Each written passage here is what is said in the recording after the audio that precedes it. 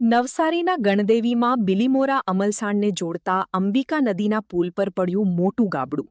11 ગામના લોકો અને બિલીમોરા શહેરનો જોડતો આ પુલ છે. દક્ષિણ ગુજરાતમાં વરસી રહેલા ભારે વરસાદની વચ્ચે નવસારી જિલ્લામાંથી એક ચિંતાજનક સમાચાર સામે આવ્યા છે. ગણદેવી તાલુકામાંથી પસાર થતી અંબિકા નદીના પુલ પર અચાનક મોટું ગાબડું પડી ગયું છે. બિલીમોરા અને અમલસાણને જોડતા આ મુખ્ય પુલ પર ગાબડું પડવાની સાથે જ મોટી તિરાડો પણ દેખાવા લાગતા સ્થાનિક રાહદારીઓ અને વાહન ચાલકોમાં ભારે ફફડાટ વ્યાપી ગયો છે. આ પુલ ભૌગોલિક દ્રષ્ટિએ ખૂબ જ મહત્વનો છે, કારણ કે આસપાસના 11 જેટલા ગામોના લોકો બિલીમોરા શહેરમાં પ્રવેશ કરવા માટે આ જ પુલનો ઉપયોગ કરે છે. ઉપરવાસમાં પડેલા ભારે વરસાદને કારણે હાલ અંબિકા નદી બંને કાંઠે ભયજનક સપાટીએ વહી રહી છે. તેવામાં પુલ પર ગાબડું પડતા માર્ગ અને મકાન વિભાગની ઘોર બેદરકારી છતી થઈ છે. સ્થાનિકોના મતે જો કોઈ વાહન ચાલક આ ગાબડાનો ભોગ બન્યો હોત કે કોઈ અકસ્માત સર્જાયો હોત તો લોકો નદીના ધસમસતા પ્રવાહમાં ઘરકાવ થઈ ગયા હોત અને મોટી જાનહાનિ થઈ શકી હોત. કોઈ મોટી દુર્ઘટના ન સર્જાય તે માટે તંત્ર દ્વારા તકેદારીના ભાગરૂપે તાત્કાલિક પગલાં લેવામાં આવ્યા છે. અધિકારીઓની દેખરેખ હેઠળ પુલ પરનો રોડ ખોદી કાઢીને ગાબડા અને તિરાડોનું યુદ્ધના ધોરણે સમારકામ શરૂ કરી દેવામાં આવ્યું છે.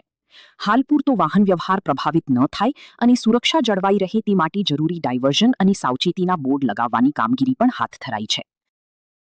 તમે હાલ જોઈ રહ્યા છો કે બિલીમોરા અને અમલસાણની જોડતો આ બ્રિજમાં 5 ફૂટની ઉપર ગાબડું પડી ગયું છે. એનું કારણ છે કે વધારે પડતા વરસાદના લીધે એનું ધોવાણ થયું છે. આ બ્રિજ 50થી ઉપરના વર્ષોથી ટકી રહ્યો છે.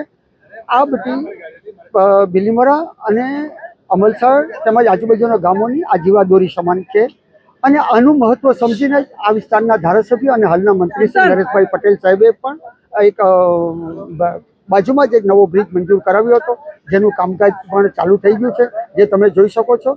અને અમારી વહીવટી વિભાગને એટલી જ વિનંતી છે કે તેઓ આ બ્રિજને તાત્કાલિક ચાલુ કરાવી દે.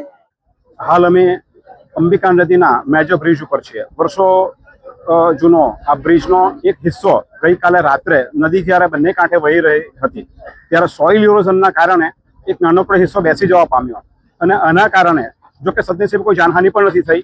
પુલ ઘણો જર્જરિત તો નહીં કહી શકું, પરંતુ અવધિ પૂરી થવાની તૈયારીમાં હતી. તો સરકારશ્રીએ લગભગ 1.5 વર્ષ પહેલાથી એક એમની પેરેલલ બીજો બ્રિજ બનાવવાનું કાર્ય પણ ચાલુ કર્યું છે. કાર્ય હાલ પૂરજોશમાં ચાલુ છે.